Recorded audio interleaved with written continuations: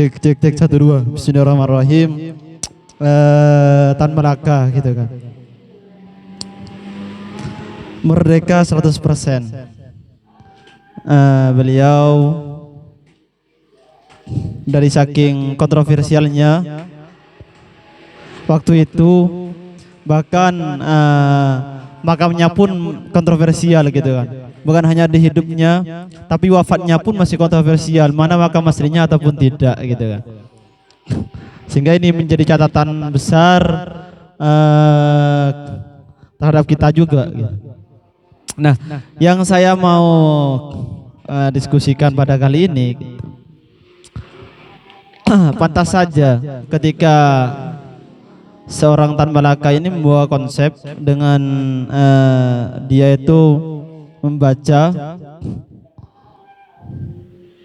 buku-buku kiri, buku-buku komunis, dan bahkan dia itu ditolak gitu kan di masyarakat Indonesia itu karena komunisnya beliau.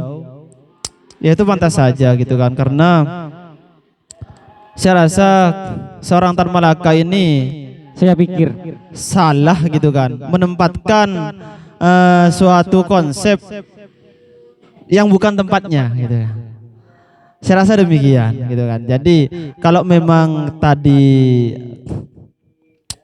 seorang pemantik dan teman-teman sekalian itu menyetujui ataupun mengafirmasi terkait dengan konsep yang Tan Malaka itu tawarkan gitu kan, saya rasa hal ini gitu kan bukan lantas 100% atau itu mengambil konsep penuh dari Tan Malaka gitu kan, tapi masih ada campur aduk terkait dengan pemikiran-pemikiran pahlawan yang lain gitu kan, termasuk juga Soekarno gitu kan. Karena kita tahu sendiri masyarakat Indonesia ini saya katakan masyarakat yang apa ya, bisa dikatakan masyarakat, kalau bahasa Madura ya, masyarakat senok gitu kan. Iya, ini masyarakat Indonesia. Ini hanya pandangan sepintas sih, pandangan sepintas gitu kan. Gimana senok gitu kan? Ya sekali bisa dibayar itu selesai. Masih bisa dinegosiasi malah gitu kan. Jadi itu masih berjangka, bisa 1 malam, 1 minggu, ataupun sesuai dengan sewanya gitu kan. Ya sama dengan masyarakat Indonesia. Masyarakat Indonesia sampai kapanpun tidak akan mencapai pada merdeka 100%. Sampai kapanpun. Sampai kapanpun, ini hanya pemikiran saya gitu kan. Jadi saya rasa Tan Malaka itu bilang merdeka 100% gitu kan, dia menempatkannya itu bukan tempatnya gitu kan. Karena kita juga lihat gitu kan, masyarakat Indonesia itu seperti apa gitu kan. Itu mungkin sementara untuk pemantik gitu kan, dan yang lain gitu kan, kita diskusikan berlanjut. Nah, berbicara cek dengar ya. Berbicara Tan Malaka 100% merdeka. Merdeka 100%.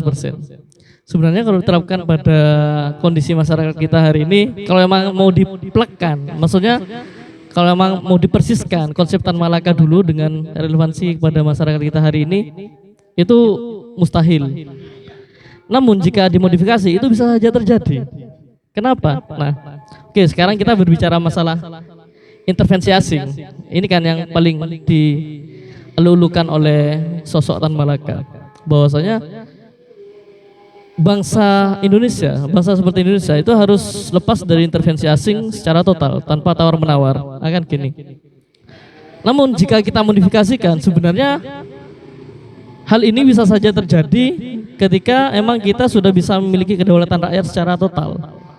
Dalam artian kita emang sudah tidak memiliki keterkaitan dengan negara lain, seperti misalnya kita tidak memiliki hutang atau lain sebagainya, itu masih bisa diusahakan. Namun ketika sudah dalam kondisi seperti ini, kita telah dililit hutang triliunan, namun di sisi lain kita ingin menerapkan merdeka 100% dari Tan Malaka, itu gak mungkin bisa. Karena kenapa? Ya seperti yang sudah dijelaskan oleh teman-teman tadi kan, bahwasanya sekarang kita terikat oleh apa? Diplomasi antar negara, dan ini merupakan salah satu upaya dalam menciptakan perdamaian dunia. Ini dari PBB langsung. bahwasanya diplomasi itu harus dilakukan oleh negara-negara, terutama negara-negara yang bebas dari penjajahan. Nah, ini harus untuk menciptakan perdamaian. Namun untuk dimodifikasi sebenarnya bisa. Yang pertama itu adalah kita harus berdaulat, memiliki kedaulatan terlebih dahulu. Nah, dengan cara apa kita melakukan mencapai kedaulatan rakyat, masyarakat?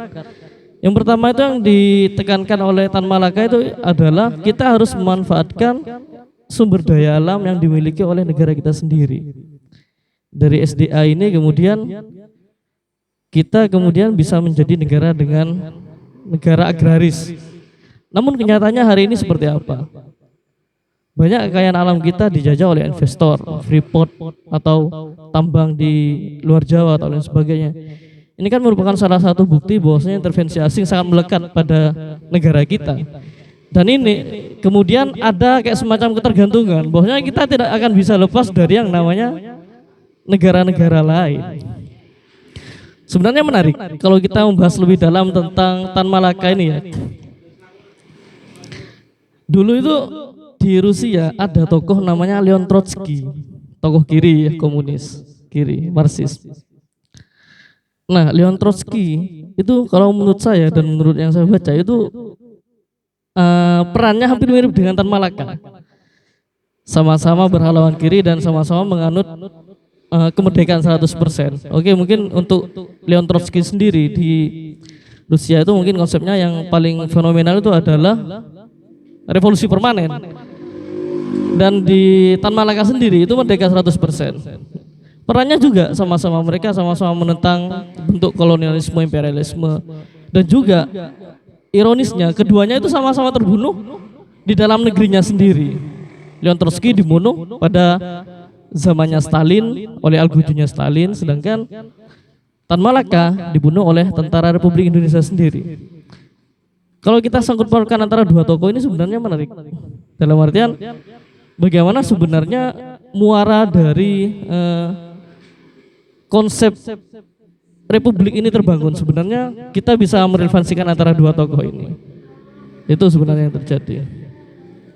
Yaitu tadi intinya kalau kita berbicara masalah ingin disamakan seperti apa yang diharapkan oleh Tan Malaka, itu kemungkinan besar mustahil. Namun jika ingin dimodifikasi, itu diusahakan masih bisa meskipun masih sedikit. Jadi seperti itu. Terima kasih.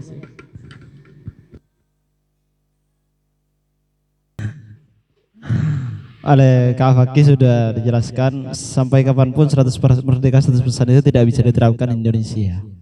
Berarti Tan Malaka ini membuat konsep itu hanya mimpi gitu kan. Hanya mimpi gitu kan. Tadi saja sudah dijelaskan juga menyinggung ya. Siapa tadi yang menyinggung terkait dengan komunis juga karena beliau adalah komunis gitu kan. Soekarno pun komunis gitu. Pernah saya baca di salah satu literatur itu orang yang sangat diagung-agungkan oleh Indonesia, tokoh proklamator itu juga termasuk salah satu tokoh komunis gitu. Iya, tidak semuanya komunis itu PKI dan tidak semuanya PKI itu komunis.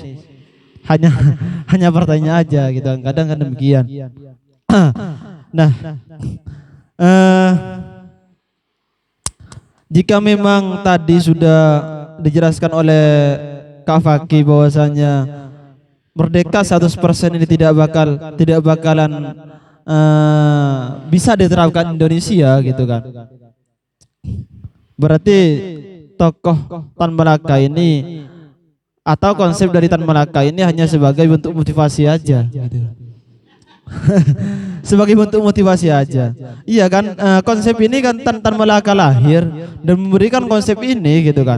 Hanya bentuk motivasi agar orang Indonesia itu tetap semangat untuk berperang pertama. Setelah merdeka agar tetap semangat untuk membentuk negara yang berdaulat gitu kan.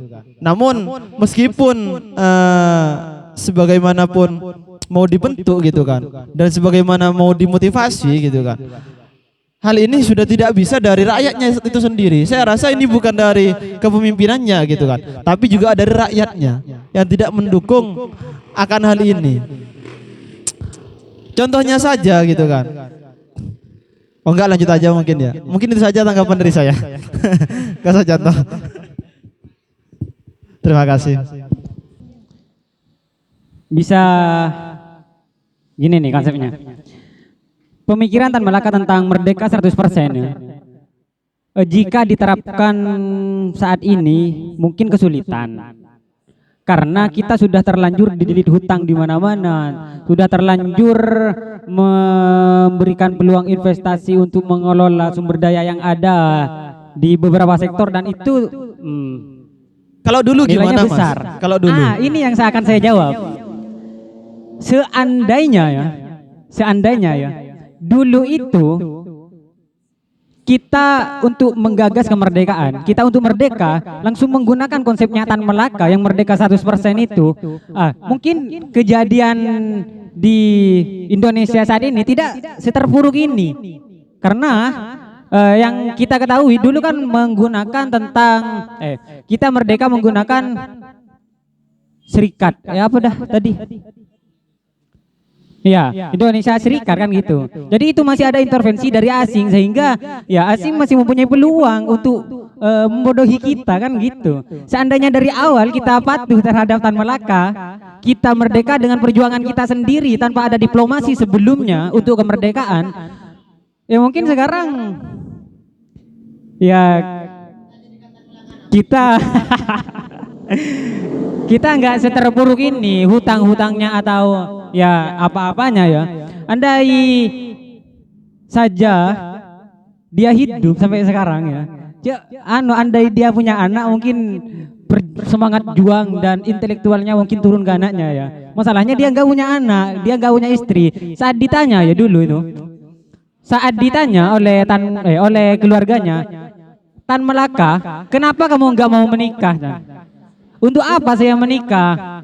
Ya nanti bisa mempunyai keturunan, nanti bisa mempunyai anak, dan 7.000 masyarakat pemuda, 70.000 anak-anak di Indonesia itu anak saya semua, katanya Tan Malaka. Jadi dia nggak perlu untuk beristri lagi, karena dia katanya ya dia masih belum tertarik dengan asmara yang melanjut ke jenjang pernikahan sebelum cita-citanya tercapai, yakni memerdekakan Indonesia secara 100% merdeka.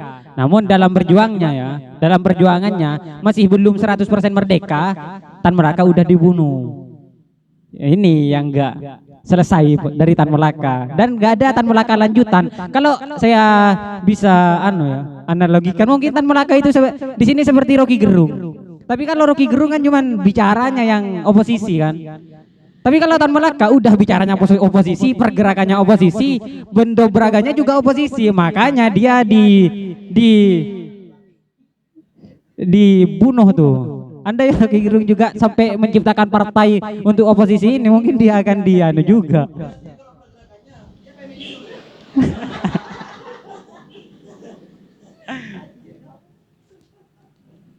Nah, masalahnya itu kan Tan Malaka, yang diinginkan Tan Malaka itu sebenarnya merdeka total, bukan merdeka separuh-separuh.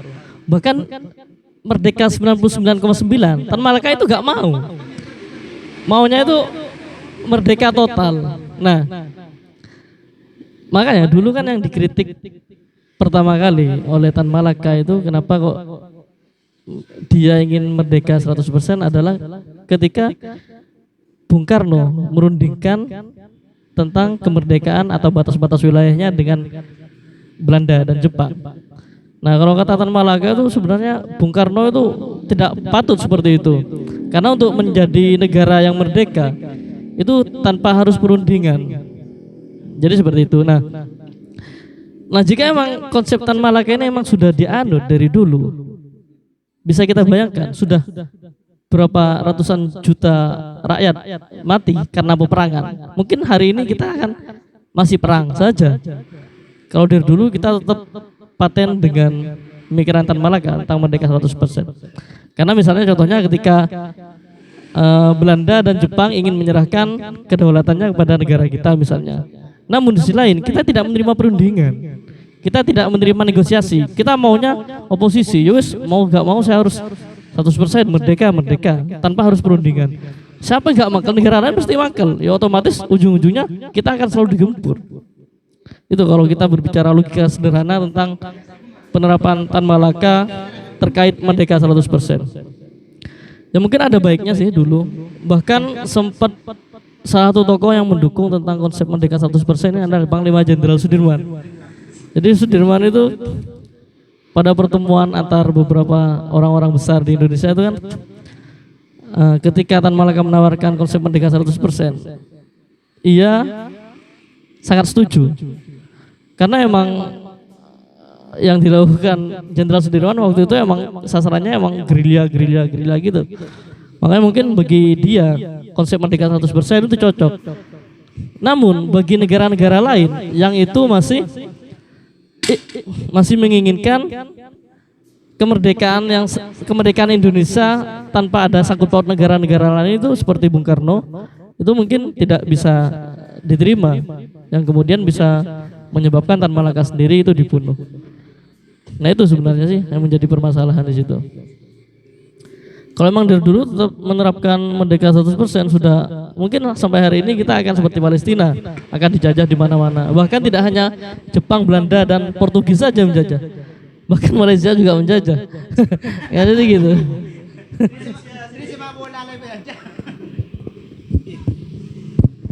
Oke, cek. Tadi belum sempat berpendapat ya. Tapi bisa mendengarkan diskusi kalian cukup menarik. Jangan lupa di semua ada menu baru ya. Oke, seperti ini saat berbicara persoalan kemerdekaan Tan Malaka. Prokes.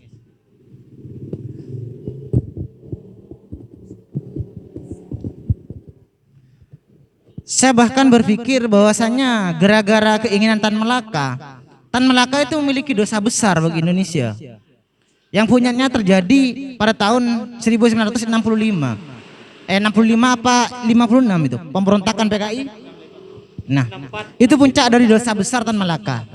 Namun sebelum itu seperti ini loh.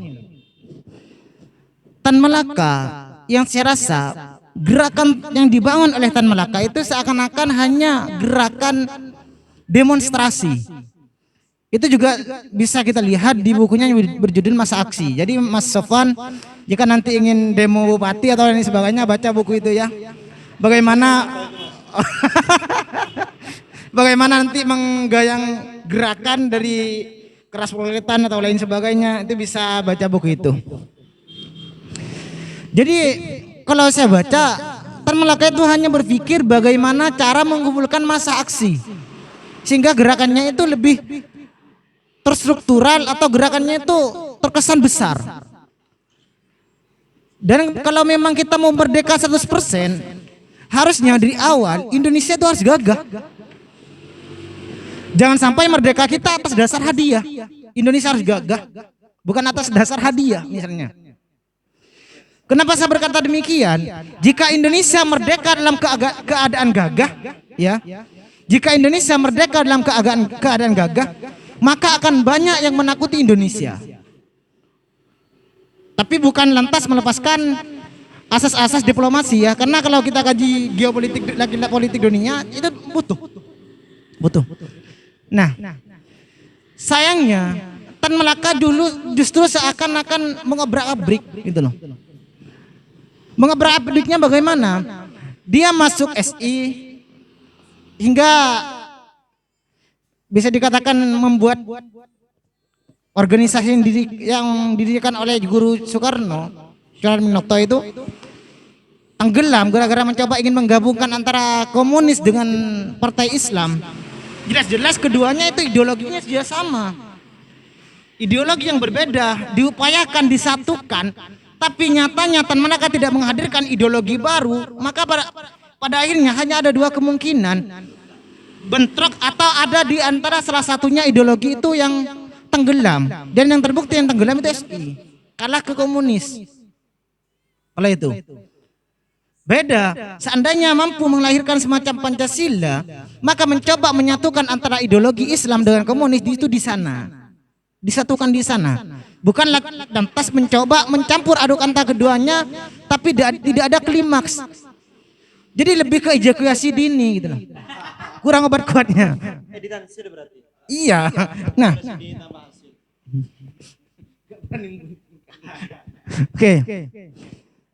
Jadi Tan Malaka tidak kalau bahasanya masuk wan, kalau saya lebih kasarkan ya, masuk wan itu tadi mengatakan ngawur gitu loh.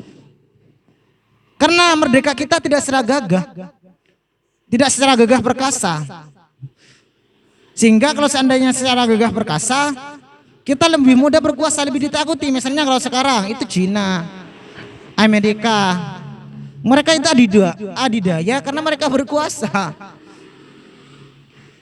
Maka harusnya yang digaungkan pertama kalau bagi saya oleh Tan Malaka itu, dia itu harus menyiapkan pribadi masyarakat Indonesia itu sebagai pribadi yang gagah. Setidaknya lah, meski Indonesia tidak memiliki senapan untuk menandingi tembakan jarak jauh oleh senapan mesin yang dimiliki oleh Jepang, setidaknya dia memiliki bambu runcing dengan lemparan jauh misalnya. Harusnya gitu loh. Jadi peperangan nanti seimbang, meskipun punya Indonesia harus merobohkan seluruh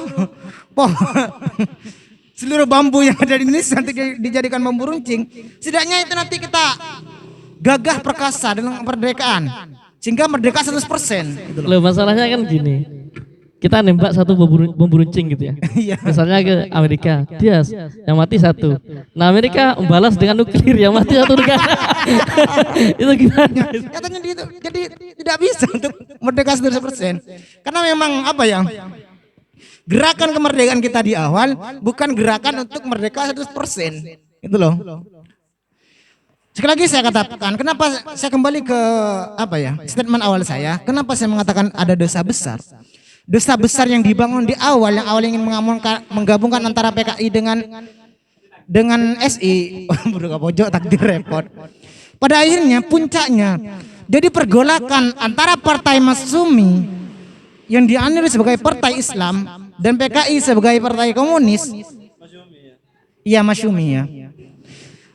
Pergolakan di sana pada akhirnya perpolitikan yang ingin mencoba menggunakan Pancasila sebagai asas ideologi negara diganti dengan asas komunis. Itu memang di awal karena memang dosa besar Tan Malaka dan sekelompokannya lain sebagainya. Karena sudah memberikan harapan ke komunis bahwasanya Indonesia akan menjadi negara Uni Soviet kedua. Dosa besarnya di sana. Jadi sekali lagi itu sudah mustahil menyatukan dua ideologi tanpa kita memberikan klimaks yang tepat gitu. Sehingga karena kita tidak bisa memberikan goal yang terjadi ejakulasi dini gitu loh. Mungkin itu dari saya. Terkait juga dengan Syarikat Islam dan Cokro Aminoto nanti di sesi diskusi terakhir. Ya saya hemat saya juga terkait merdeka 100% itu juga bagi saya menganggapnya itu sebuah pelecut semangat aja buat apa? Buat memerdekakan Indonesia. Cuman masih agak absurd ketika ditanyakan konsep negara versinya si Tan Malaka gitu. Apakah akan menjadi negara komunis nih seperti pemahamannya Tan Malaka itu. Karena juga memang ya cuma sebagai penyemangat aja juga kalau misalnya melakukan aksi di lapangan seperti revolusi kepada pihak penjajah Jepang ataupun Belanda waktu itu secara teknologi militer juga skala jauh gitu. Mau memberontak secara fisik yang pakai apa gitu. Ya seperti yang dikatakan Mas Fakih juga kapan merdekanya gitu. Kalau hanya aksi-aksi dan aksi gitu. Nah kemudian juga tentang tentang tadi dikatakan tidak bisa kemudian kemerdekaan itu hasil dari hibah Jepang gitu ya. Nah pada sejarahnya juga memang yang pada kenyataan yang terjadi pada akhirnya waktu itu memang kemerdekaan itu bukan hadiah dari Jepang, memang bukan hadiah real 100% bukan dari Jepang. Enggak, bukan apa? Bukan perundingan, bukan. Cuma memang awalnya ketika masih dijajah Jepang, Jepang pernah memberikan harapan agar akan diberikan kemerdekaan sebagai hadiah gitu. Dengan cara diplomasi itu, memberikan harapan. Bahkan kalau teman-teman baca, saya pernah baca itu di bukunya Ahmad Mansur Sianegara, Api Sejarah. Itu Api Sejarah sampai 2 jilid itu. Nah, itu memang dijelaskan sempat dijanjikan kemerdekaan kepada Indonesia di Jepang dengan satu hibah itu. Cuman entah saya lupa itu di internalnya apakah itu ya hibah atau hadiah, ya sama aja lah begitu. Nah,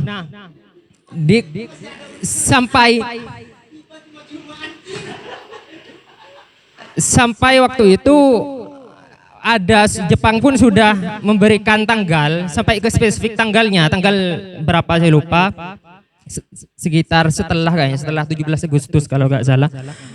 Itu sampai ke tanggalnya itu sudah ada ditetapkan oleh Jepang, tanggal sekian akan dimerdekakan gitu.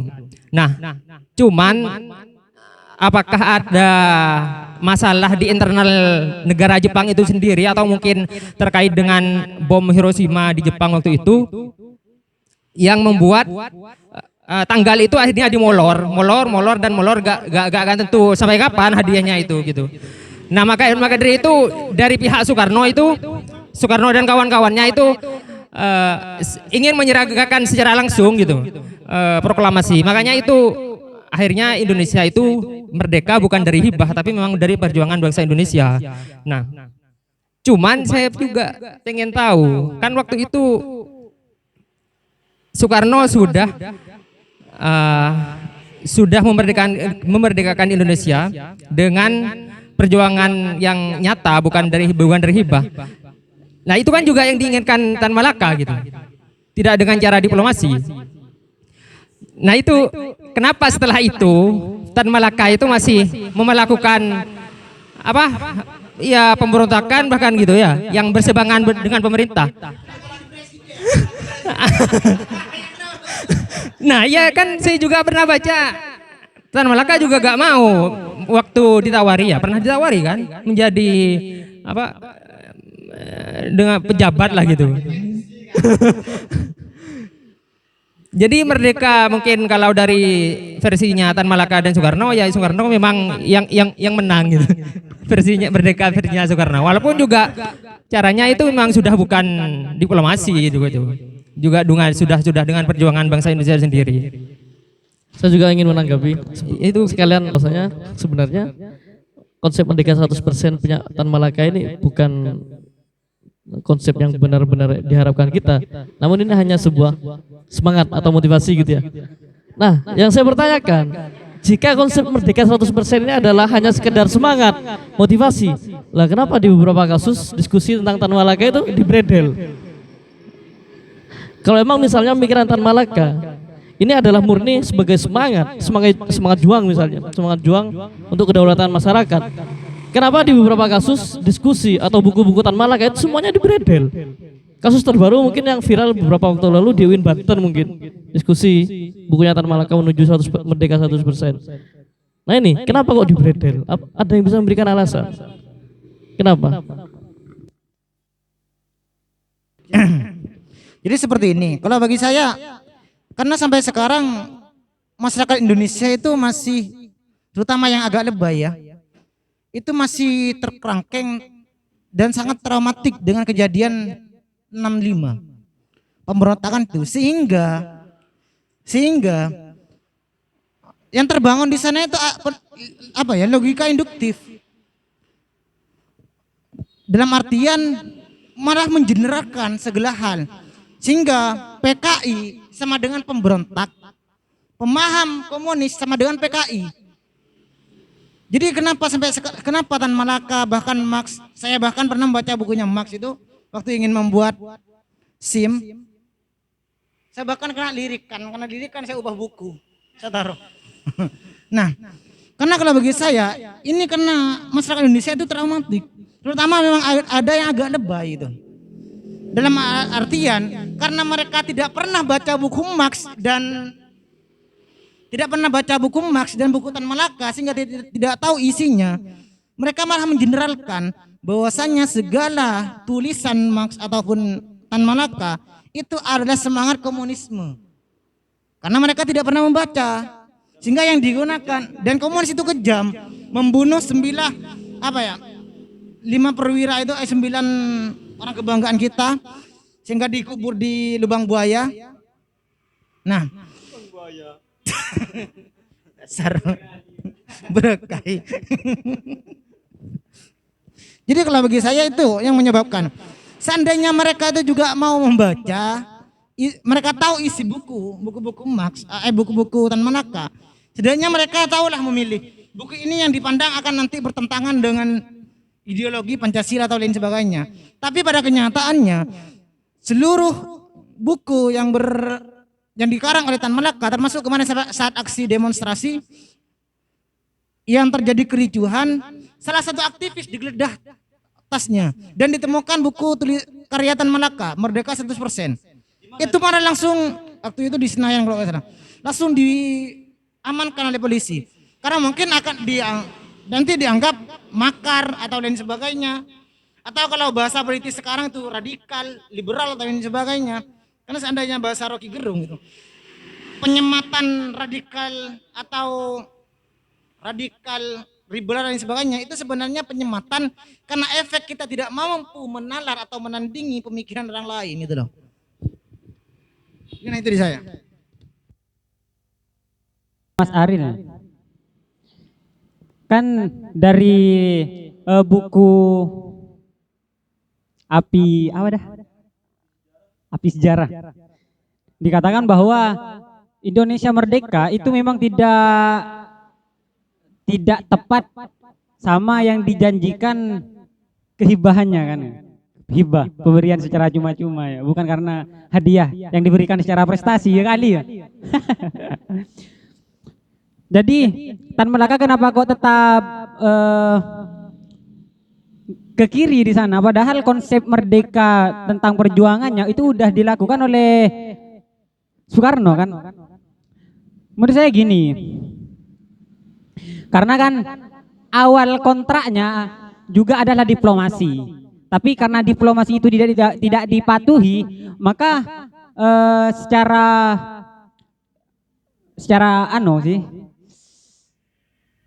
Soekarno itu kan langsung membacakan proklamasi bahwa kita sudah merdeka.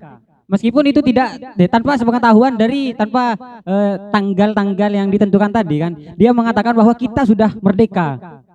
Kan seperti itu. Tapi saat itu diumumkan, itu Soekarno masih memiliki di belakang backing bahwa kita udah melakukan kerjasama di sana, sudah pernah melakukan diplomasi di sana. Jadi di beberapa aspek, di beberapa sektor meskipun kita itu sudah merdeka, di beberapa sektor masih dikuasai tentara asing, tentara Jepang masih dimiliki oleh tentara Jepang. Itu yang jadi sasaran dari Tan Malaka. Beberapa sektor yang masih dikuasai oleh asing itu yang oleh Tan Malaka diperangin atau dijadikan pemberontakan di sana. Agar apa? Agar juga para tentara itu ya luluh terhadap perjuangannya kita kan. Untuk yang selanjutnya tuh, yang katanya tadi jika dia tidak karena dia tidak jadi presiden, ya bukan. Itu seperti yang quotes yang dicetuskan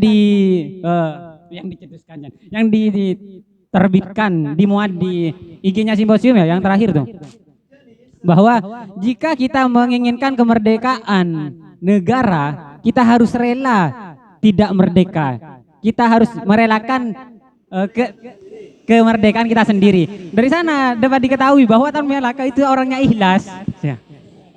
Dan saya dengar ya dari keponakannya tuh saat wawancara Najwa Shihab, itu dikatakan bahwa memang Tan Malaka itu orangnya pemberani, tangguh, cerdas dan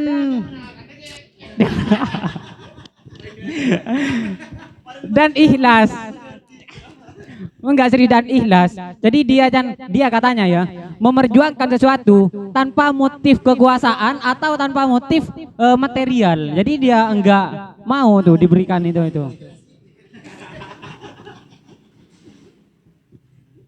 Enggak, karena dia memang menentang konsep pemikirannya ya.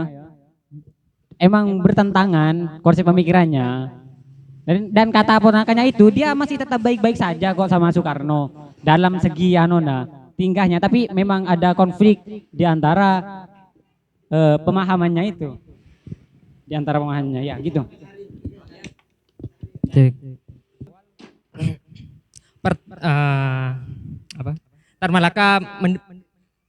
Tan Malaka mendirikan Partai Murbaya setelah merdeka. Iya. Ketika itu kan juga ada PKI. Kenapa tidak berjuang, ya ini mungkin di luar konsepnya 100% merdeka, bicara lain tentang Tan Malaka.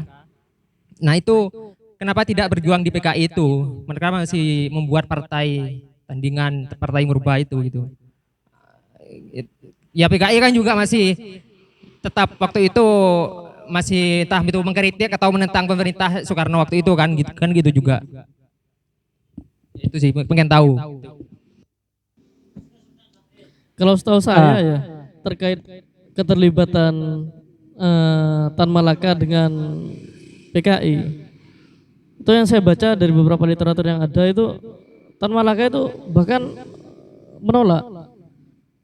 menolak adanya PKI. Iya, bahkan terhadap upaya pemberontakan yang dilakukan oleh PKI, yang disinyalir dilakukan oleh PKI, itu Tan Malaka itu gak mau bergabung. Makanya apakah emang hal ini kemudian membuat saya semakin bertanya-tanya, apakah emang Tan Malaka ini emang termasuk dalam bagian PKI atau hanya emang orangnya menganut ideologi komunisme atau bagaimana? Karena yang saya baca sejauh ini ataupun melihat orang-orang di sekitar, terutama orang-orang yang kurang memahami betul terkait pemikiran Tan Malaka, itu dengan mudah mereka mengatakan bahwasanya Tan Malaka itu adalah komunis, Tan Malaka itu PKI. Intinya apa yang berkaitan dengan Tan Malaka itu PKI dan harus dihajar. Jadi gitu. Ini kemudian yang membuat saya bertanya-tanya gitu kan terkait hal itu. Ya saya menanggapi ya. Ya saya menanggapi ya. Gimana ya punya mau tadi Kak? Oh Partai Morba.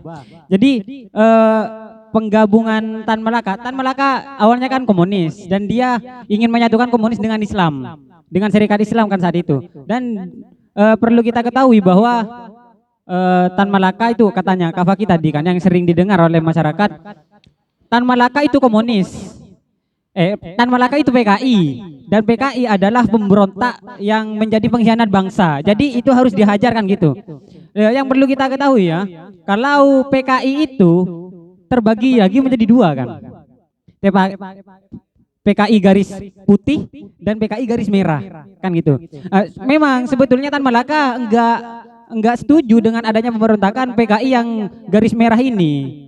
Dia enggak setuju, tapi ya meskipun enggak setuju, dia tetap berpecah dan dia melakukan pemberontakan dengan sendirinya. Terus Tan Malaka memang komunis, dia PKI, bahkan dia pernah menjabat sebagai ketua PKI. Saat itu PKI ketua pertamanya yang disebutkan tadi Semaun, namanya Indonesia sekali ya. Ketua PKI pertama kan Semaun itu ya. Nah, saat Semaun itu ada di sana, Tan Malaka udah jadi teman akrab dengan Semaun. Dan bukan ideologinya sih. Dan pemikiran Tan Malaka dengan Semaun itu sama. Bagaimana cara kita untuk memerdekakan Republik Indonesia, negara Indonesia. Saat itu Semaun pergi ke Moskow, Rusia. Saat itu Semaun pergi ke Moskow, Rusia. Mungkin dia ingin menyaksikan revolusi di sana ya, saat kemerdekaan di sana tuh.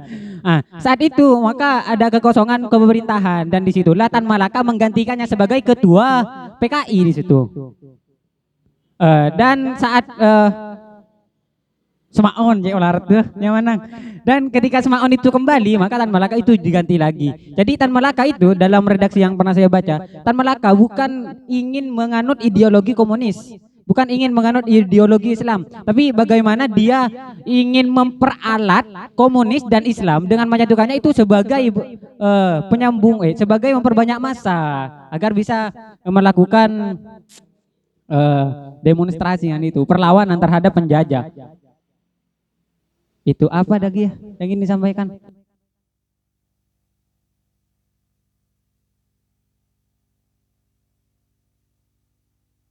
Ya, ya Murba.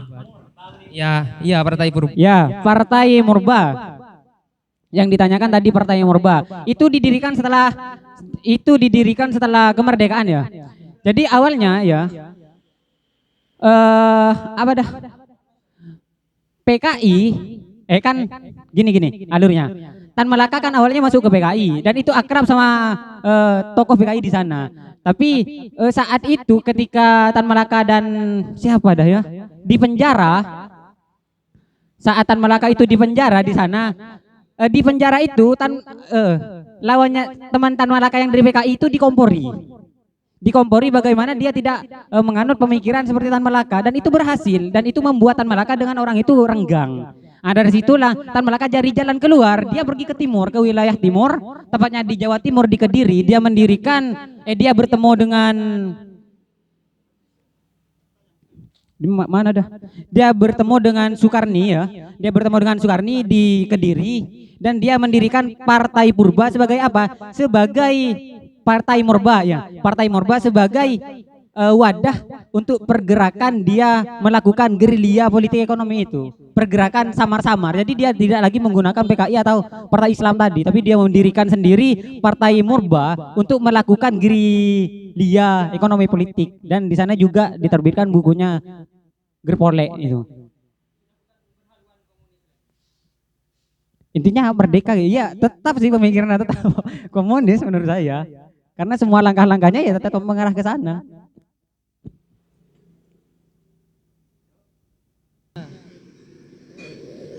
Kalau berarti di sisi lain Tan Malaka ini dianggap sebagai pemberontak dan juga dianggap sebagai komunis dan juga dianggap akan menghancurkan Indonesia oleh pemerintah dengan buku-bukunya diberedel, karya atau pemikirannya diberedel. Nah, lantas kenapa pula pemerintah juga menobatkan Tan Malaka sebagai pahlawan nasional pada tahun 1960-an? Itu gimana itu? Di sisi lain kan pemerintah menganggap bahwasanya Tan Malaka ini adalah pemikirannya atau karya-karyanya itu harus dijauhi. Harus dijauhi karena akan merusak kemapanan masyarakat kita. Nah, namun di sisi lain kenapa kok Tan Malaka ini juga dinobatkan sebagai pahlawan nasional waktu itu? Ya, saya tanggapi ya. Iya. Jadi memang perjuangan Tan Malaka itu sangat berlian saat itu. Dia saat pulang dari Belanda sampai dia itu mendirikan sekolah masyarakat. Sekolah masyarakat itu untuk agar masyarakat bisa mengenyam pendidikan secara baik, karena menurut Tan Malaka pendidikan yang baik akan menghasilkan bangsa yang baik. Dari situlah menurut Tan Malaka ini sebuah power untuk kita bisa merdeka, jasa-jasanya itu. Jadi bagaimana perlawanan Tan Malaka dengan terhadap penjajah, bagaimana semangat Tan Malaka untuk mendidik anak-anak bangsa, dan kematiannya itu pun juga semata-mata karena ya niat baiknya untuk kemerdekaan bangsa secara total, secara 100% kan gitulah. Dari situlah Tan Malaka dikatakan sebagai tokoh pahlawan juga, karena juga yang bergagas tentang Republik Indonesia itu. Nah, selain itu juga kenapa kok Tan Malaka dikira itu pemberontak, itu buku-bukunya dihancurkan, diskusinya dibubarkan? Karena gini, ide kecerdasan Tan Malaka itu sangat tinggi. Dia pun dikatakan tadi kan seumur 10 tahun dia udah hafal Al-Quran. Jangan-jangan juga ide briliannya itu juga rahmat Allah gitu kan. Allahu Akbar. Dari sana dapat kita ketahui bahwa saat itu Tan Malaka memberikan konsep bagaimana melawan penjajah. Buku masa aksinya itu sebagai pedoman ini nih kepada pengikutnya ya. Tan Malaka mengatakan bahwa ini buku baca, ini buat nanti kita bergejolak di atas. Ketika kita mempunyai masa yang cukup untuk melawan, kan seperti itu. Itu kenapa di sini kok diberhentikan, bukunya dibakar, diskusinya dibubarkan? Itu menurut saya karena gini. Yang pertama ya mungkin karena kekurangan pengetahuan tentang sejarah. Yang kedua, bukunya itu disalahgunakan. Jadi itu digunakan untuk memberontak terhadap pemerintah kita di sini. Jadi digunakan agar ya digunakan ke hal-hal yang salah. Dengan konsep sematang itu, dengan konsep sebagus itu, ketika kita diberikan konsep bagaimana melawan penjajah, itu bukunya sampai dulu dikagumi oleh tentara. Kok bisa ya pemikiran Tan Malaka sampai ke sini? Makanya saat itu karena tentara penjajah itu juga pernah membaca bukunya, maka bukunya itu tidak dibiarkan untuk beredar. Itu dikumpulkan semua bukunya karena ini membahayakan untuk pemerintahan yang udah terbentuk kan gitu. Jadi sekarang mungkin pakai konsep itu juga ini bahaya kan. Karena takut disalahgunakan, mungkin ada oknum yang menginginkan sesuatu sehingga pakai gerakan buku itu mengompori teman-teman, mengompori yang lainnya. Mungkin dari YYN kemarin itu ya. Mungkin dari itu, jangan-jangan itu pelopornya juga berbekal bukunya Tan Malaka tuh. Juga berbekal buku-bukunya Tan Malaka, mungkin seperti itu. Itu kan yang biasa disalahgunakan oleh masyarakat. Bisa disalahgunakan ya. Udah disalahgunakan juga. Pertanyaan saya, jadikan apakah dengan cara seperti itu, dengan cara menginternalisasikan karya-karya pemikiran dari Tan Malaka untuk menyerang pemerintah itu adalah bentuk penyalahgunaan? Apakah itu merupakan sebuah bentuk penyalahgunaan? Berarti salah dong kalau ngeritik pemerintah, apa gimana? Bukan, maksudnya itu digunakan oleh beberapa oknum, anggap pemerintah emang mengeluarkan edaran seperti ini ya. Jadi beberapa oknum yang menginginkan suatu, anggap ya saya nggak punya rokok gitu kak, atau apa-apa ya, dia mengompori masyarakat di bawah yang mungkin awam ya, menggunakan konsep Tan Malaka. Jadi itu bukan bukunya Tan Malaka bukan sebuah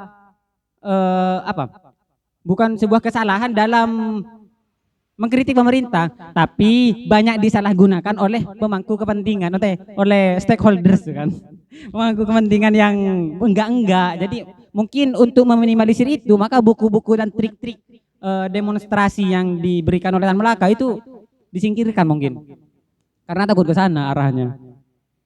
Karena sekarang memang liar tuh pikirannya teman-teman. Pemberani semua sekarang.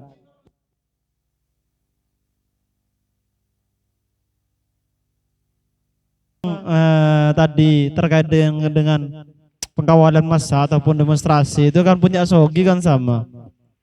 Tapi punya Sogi enggak seketat punya Tan Malaka gitu. Untuk peredarannya. Masih banyak kok beredar bukunya Sogi. Salah satunya itu apa ya? Yang saya pernah baca saya lupa. Nama? Iya, intinya itulah. Saya lupa sudah. Nama untuk judul bukunya saya lupa sudah. Itu mungkin ya. Kalau memang apa ya? Tadi salah satu alasannya juga terkait dengan penggiringan massa atau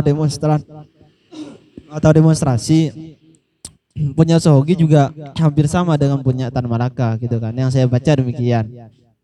Mengapa kok masih beredar gitu? Itu untuk memantik.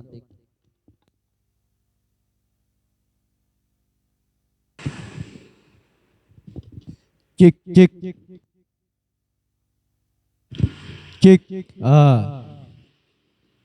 Saya ingin sedikit nimbrung ya pada diskusi. Cuma sebelumnya saya mohon izin kepada Mbak Mot ya.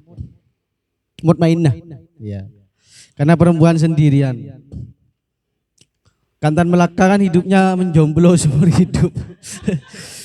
Bukan benci terhadap perempuan, tapi perempuan pada masa itu hanya budak seks. Nanti bisa didiskusikan, menarik. Ada sebuah buku punya Tan Malaka itu judulnya Situasi Politik Luar Negeri dan Dalam Negeri. Nggak pernah lepas dari ekonomi dan kemudian nggak lepas dari kemerdekaan suatu bangsa. Di situ dijelaskan bahwa negara yang merdeka itu mestinya harus menjajah. Jadi Indonesia, harapan Tan Malaka, Indonesia itu juga menjadi seorang koloni, memiliki negara jajahan. Dari tangkapan saya yang salah terhadap buku itu kan kayak gitu. Nah, yang saya ingin tanya, Indonesia kan sebenarnya ketika era itu mampu untuk mengkoloni seperti spiritnya Soekarno dengan istilah ganyang Malaysia kan, dan di sekitar-sekitar sama dengan spirit Tan Malaka. Kan tetapi undang-undang kita kan berkehendak lain, tidak menginginkan suatu penjajahan bagi bangsa apapun kan kayak gitu. Yang saya ingin tanya sebenarnya, apakah negara itu ketika ingin merdeka atau baik merdeka secara politik maupun merdeka secara masyarakat, apa harus menjadi bangsa koloni? Bagaimana tanggapan pemantik terkait hal ini? Sebagaimana itu dijelaskan oleh Tan Malaka, seandainya tidak ada seorang Hitler di Jerman yang kemudian mengumpulkan duit untuk membeli tank atau apa senjata kan, maka Jerman tidak akan pernah menjadi negara merdeka ketika itu. Nah, yang ingin saya minta tanggapan dari hal ini, apakah tanggapan Tan Malaka ini bisa untuk dipakai hari ini kan, dimana kan sekarang perang dagang kan dimulai kan. Nah, ketika negara tidak memberi kesempatan atau memiliki kesempatan di perang dagang, mestinya kan harus perang fisik, pakai otoriter lagi kan kayak gitu. Karena yang saya pahami dari konsep Tan Malaka, yang penting kita merdeka, jangankan 1 juta nyawa orang, 100 juta nggak masalah untuk melayangkan kayak gitu. Kalau belinya hanya senjata kayak senjata bom kayak gitu. Dibuktikan walaupun korup secara publik itu selalu negara miskin ya, negara terpuruk, bahkan indeks manusianya buruk. Tapi korup selalu identik dengan negara yang pemberani, seakan-akan milik kemerdekaan 100%. Bayangkan negara adidaya seperti Amerika saja kan ditantang dengan negara kecil yang separuh Madura ini. Kan hebat. Nah, bagaimana tanggapan pemantik terkait hal ini? Ya, langsung ditanggapi ya. Tanggapannya, dulu memang pernah baca juga ya, pernah dengar atau lihat saya lupa. Memang Tan Malaka pernah juga menginginkan, mungkin itu sebuah bentuk balas dendam atau apa, atau konsep apa, tapi mungkin konsep Tan Malaka itu tidak kita ya tidak menjajah negara lain, karena memang dari awal kita tidak menerapkan konsep yang ditawarkan oleh Tan Malaka. Jadi kan yang berhasil untuk merdeka itu kan pakai konsepnya Soekarno. Jadi mungkin seandainya itu pakai konsepnya Tan Malaka, dan Tan Malaka di situ nggak dibunuh karena berhasil memerdekakan Indonesia dengan teori merdeka 100%-nya, mungkin dia akan ya berpotensi juga untuk menjajah yang lain. Tapi karena memang dari awal pemikiran Tan Malaka itu tidak dianut oleh masyarakat kita, maka kita nggak kepikiran ke sana untuk menjajah bangsa-bangsa lain. Ya gitu.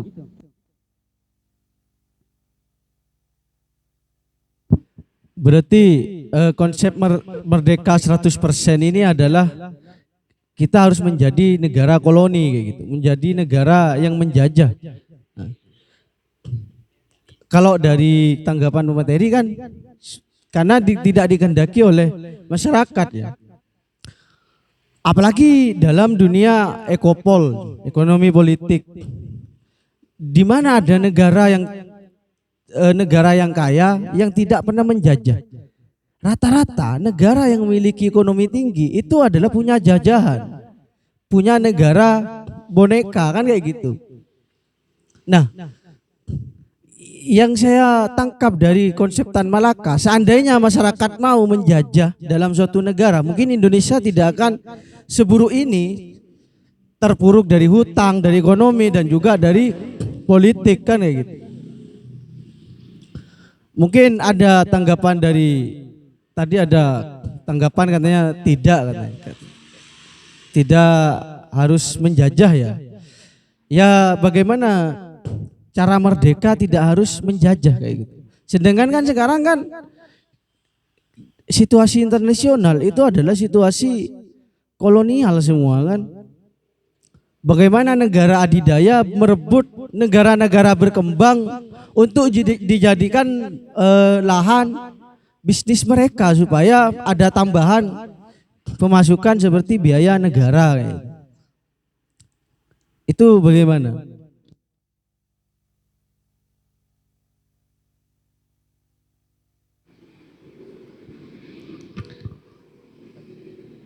Yang saya pahami terkait konsep merdeka 100% dari Tan Malaka ini sebenarnya bukan berarti konsep ini menghendaki sebuah penjajahan.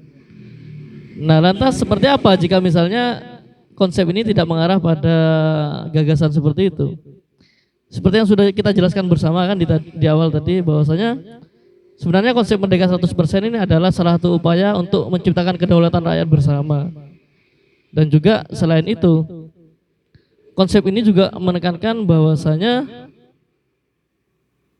kita untuk merdeka itu tidak perlu menjajah.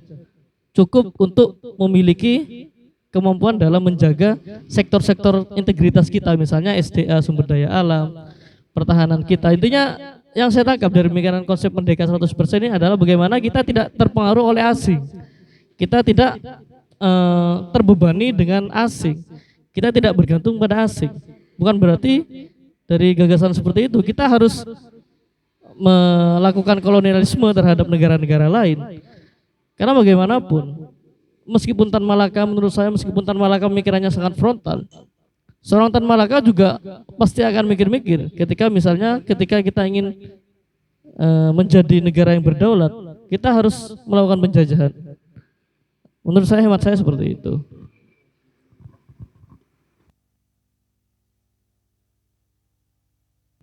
Ini kayaknya bicara di luar Tan Malaka kayaknya tentang penjajahan atau kemerdekaan.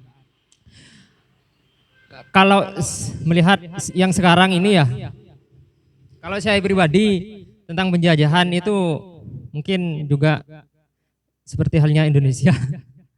Papua itu menurut saya sih dijajah oleh Indonesia gitu kan. Dari sejarahnya juga kan juga itu masih ketika Indonesia merdeka, Irian Barat masih dikuasai Belanda kan begitu. Kemudian direbut oleh Indonesia. Waktu itu pun juga ada beberapa warga dari warga Papua sendiri yang menolak untuk bergabung ke Indonesia kan begitu, direbut. Saya kira juga Indonesia ya karena saya juga melihat saat ini ya Papua belum seperti Jawa atau pulau-pulau lainnya yang sudah maju. Saya juga masih beranggapan Papua itu dijajah oleh Indonesia. Nah, ketika misalnya itu diambil SDA-nya dan bahkan sekarang pun tidak maksimal, artinya tidak ketika dikembalikan lagi untuk kesejahteraan warga Papua, itu kan juga tidak maksimal. Akhirnya juga malah ada intervensi asing, entah itu Freeport yang miliknya Amerika dan lain-lainnya hadir di situ, kan ada banyak. Nah itu yang maksudnya penjajahan, cuman Indonesia sudah melakukan eksploitasi yang malah tidak mengembalikan kesejahteraan warga di situ, namun juga malah ada intervensi asing gitu. Ya itu mungkin ada teman-teman yang beda pendapat. Oke, bahkan saya juga sependapat gini loh. Jika memang dengan penjajahan Indonesia itu akan adidaya, harusnya memang sudah merdeka. Harusnya sudah adidaya. Karena demikian meskipun Indonesia hanya berani menjajah anaknya sendiri, dalam artian saya sependapat dengan Mas Arul tadi mengatakan bahwasannya sejatinya kita juga menjajah Papua. Karena kenapa? Hasil dari Freeport tidak untuk pembangunan di Papua, tapi pembangunan di Laut Jawa. Iya, maksudnya di Pulau Jawa saya. Jadi itu sebenarnya indikasi bahwasanya kita sudah ada upaya intervensi terhadap salah satu wilayah untuk membangun wilayah yang lain. Tapi sampai sekarang pun kita tidak adidaya. Jadi kalau berpersoalan apakah kita bisa adidaya atau kita bisa jaya, bisa kuat tanpa menjajah, itu kalau bagi saya itu bisa. Toh Singapura juga maju, menjadi negara maju tanpa harus menjajah. Hanya saja kita tidak bisa memfasilitasi dan juga menggunakan segala sektor yang ada di di Indonesia itu sendiri. Sehingga kita seakan-akan terkerangkeng untuk bergerak pun tidak bebas, bergerak di negara sendiri gitu loh. Kita tanpa harus, misalnya kita lebih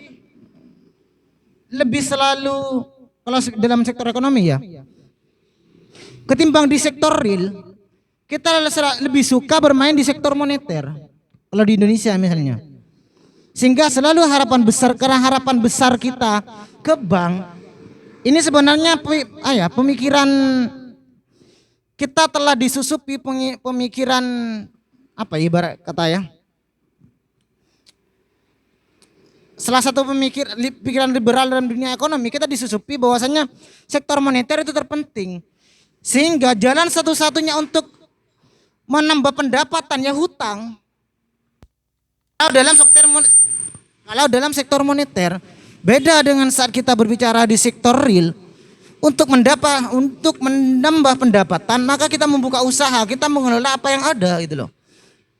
Mungkin itu di saya.